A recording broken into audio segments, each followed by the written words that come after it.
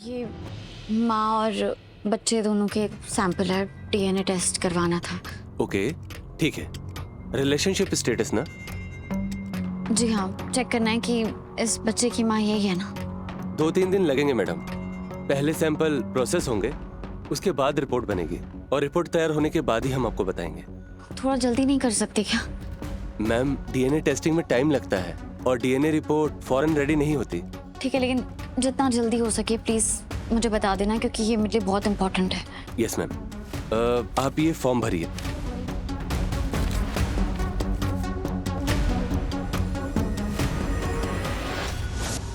तुम ये नहीं कर सकती रेत, ये लीगल है।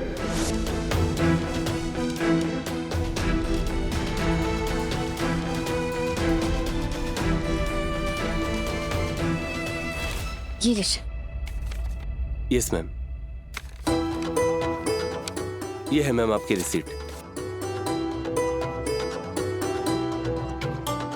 माता रानी, अगर मेरा विश्वास सच्चा है, अगर रेहान सच में मेरा बेटा है, तो इस जांच में भी वही सच सामने लेके आना।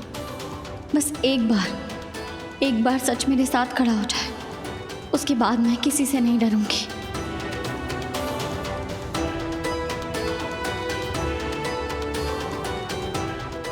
Thank you. हाँ, वेलकम मैम। नर्स, अब इसको बहुत तेज बुखार है, चेकअप कर लीजिए। आप बैठिए, मैं आपको बुला के आती हूँ। आइए बैठे।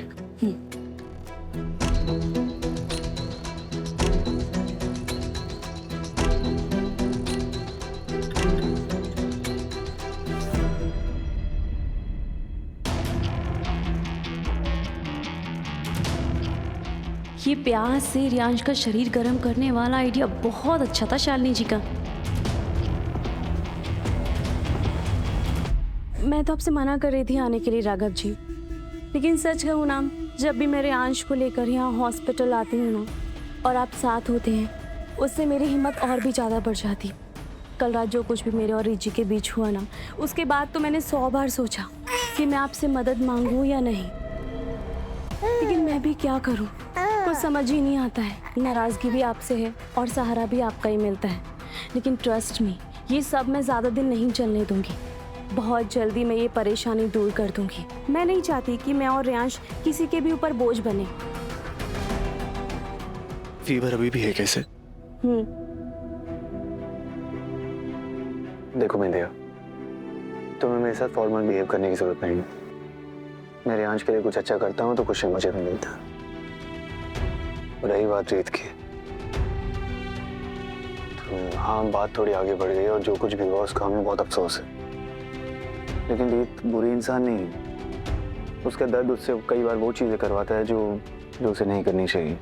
और एक और रिक्वेस्ट, क्या तुम प्लीज, मैं यहाँ तुम्हारे साथ हॉस्पिटल आया हूँ, ये बात अपने तक रख सकती है? देखो, मैंने रीत को कहा है कि वो रियांश के साथ थोड़ा सा डिस्टेंस मेंटेन करके रखे, और अगर मैं खुद नहीं कर पा रहा हूँ तो मैं उससे कैसे उम्मीद रखूँगा? तो please, I hope you understand. आप बिल्कुल परेशान मत होइए, मैं समझ सकती हूँ। मैं ये बात नहीं बताऊंगी रिची को कि हम तीनों साथ हैं। Thank you. अच्छा, चलिए।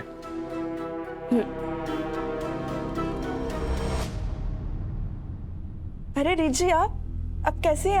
आपकी तबीयत ठीक है ना? सांप के जहर का असर तो नहीं रह गया कहीं? नहीं, अब तो ठीक है। बहुत अच्छा लगा आपको देखकर। उस दिन आपकी हालत देखकर बहुत डर गए थे सब लोग। अपना ध्यान रखिए मैम। Thank you.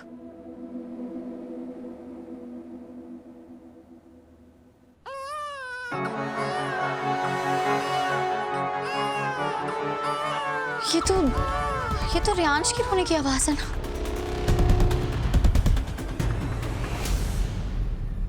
चलो चलो, हाथ हटाओ हाथ हटाओ। अरे अरे, पता है बेटा दवा कड़वी है, लेकिन ठीक होने के लिए पीनी जरूरी है ना।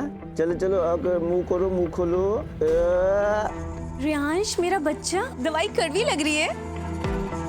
कोई बात नहीं जानते, दवाई कड़वी थी ना, थोड़ी देर में टेस्ट ठीक हो जाएगा।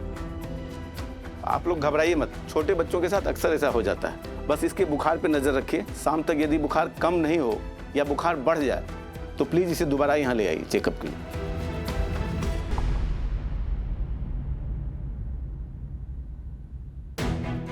अरे बेटा, ये क्या कर रहे हो लग जाएगी चोट। दिखाओ कहीं लगी तो नहीं। ये इंजेक्शन है बेटा, ये चुभता है ना तो दर्द होता है, ऐसा नहीं करते, ठीक है? और आप यहाँ अकेले क्या कर रहे हो बेटा? आपके मम्मी पापा कहाँ हैं? बाहर। रोते नहीं आप, चलो मैं आपको मम्मी पापा के पास ले जाती हूँ और बाहर छोड़ के। रोते नहीं। हेलो मिस, क्या कर रही हो आप ये? और मेरे बच्चे को हाथ लगाने की हिम्मत कैसे हुई आपकी? सच सच बता, कहाँ लेकर जा रही थी मेरे बच्चे को? कहीं नहीं, वो यहाँ पे अकेला था तो मैं बस देख रही थी। अकेला था तो किसी के बच्चे को बिना परमिशन उठा लोगी? देखिए मैं उसकी मदद कर रही थी, वो इंजेक्शन के साथ खेल रहा था, उसे लग जाती। मदद करनी थी तो नर्स को बुला लेती या हमें बुला लेती। सिक्योरिटी को बुलाओ। राघव जी, क्या हुआ? यहाँ रीत जी हैं। ये कोई बच्चा चुराने वाली लग रही है। बच्चा चोर?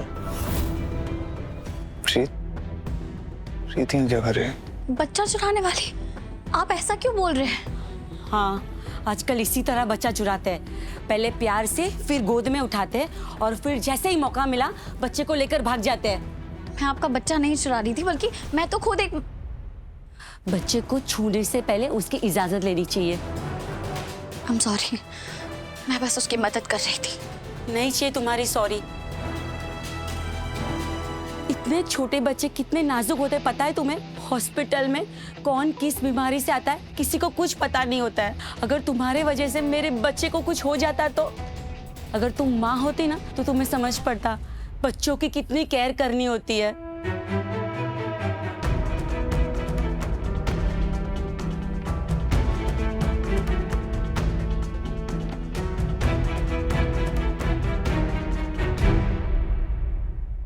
राघव जी रुक जाइए, आपने तो कहा था ना रीत जी को नहीं बताना है कि मैं, आप और रियांश साथ हैं।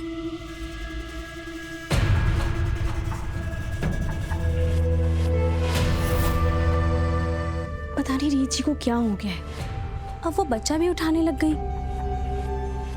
मैं तो बहुत डर गई हूँ। मैं समझती हूँ कि उनका तकलीफ, उनका दर्द बहुत ज्यादा है, लेकिन मुझे रियांश की बहुत फिक्र होती है। ना जाने कभी कभी ऐसा लगता है रीत जी मुझे रियांश से दूर ना कर दे, क्योंकि मेरे पास तो इसके सिवा और कोई नहीं है। राघव जी मेरे पति थे, वो मुझे मारते थे, मुझसे बहुत बुरा बर्ताव करते थे। ना कोई परिवार, ना कोई रिश्ता, ना पैसा और ना ही कोई हमदर्दी। अगर कुछ है ना तो सिर्फ और सिर्फ रियांश है। लेकिन देखिए ना, रीत जी के पास तो सब कुछ है, कितने अमीर घर की बहू हैं, वो जो चाहे ना वो सब मुमकिन कर सकती हैं। मुझे बहुत डर लगता है। चिंता मत करो, वैसा कुछ नहीं होगा। और प्लीज रीत को गलत मत समझो।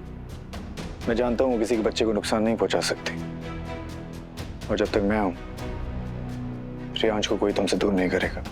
हमने अपना बच्चा खोया, इसका मतलब ये नहीं कि हम किसी माँ से उसका बच्चा छीन लेंगे। राघव जी, रीत जी कितनी लकी है ना, उन्हें आप मिले, इतना समझने वाले, हर वक्त में उनका साथ देने वाले। सच कहूं आप है ना तो बहुत सुरक्षित महसूस होता है, वरना मैं कब की रियांश को लेकर यहाँ से चली गई होती।